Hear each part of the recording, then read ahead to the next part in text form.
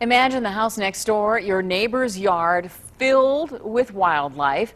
Tonight, an Elyria couple is being sued by the city for feeding deer, raccoons, and other animals in their own backyard. City officials said they had to take action after complaints from the neighbors that the animals were wreaking havoc on their street. ONN's CRISTIN Severance is live in Elyria tonight with this story. And CRISTIN, not everyone is bothered by the wildlife. That's right, Danita. The city filed the lawsuit this week against the couple. They want Bob and Lois Richard to stop feeding animals and to get rid of the food that's on their property right now. City's law director told me that this was spurred by citizen complaints, but not everyone wants to see those animals go.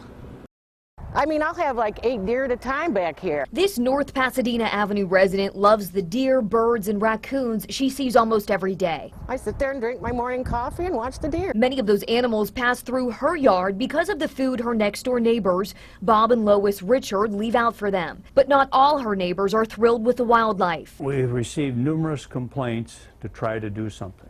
Elyria Law Director SHILLING told me they filed an injunction against the Richards to stop feeding the animals. The problem is that the deer don't just stay on the property where the feed is. They go to other people's properties and they tear up the lawn, they eat their plants, they create, they leave their droppings, so to speak, in other people's properties that don't want it, that aren't feeding them.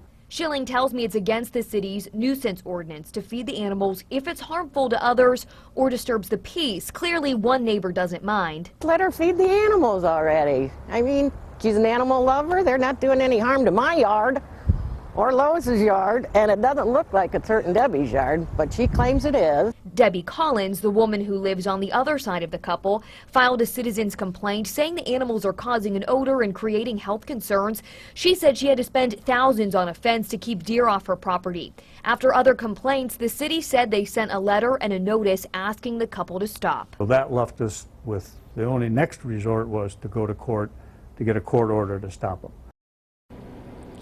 And I talked to Lois Richard on the phone today. She told me she had no comment about this entire situation. The woman who filed that citizen complaint didn't want to talk to me either. Both sides will be headed to court at the end of January.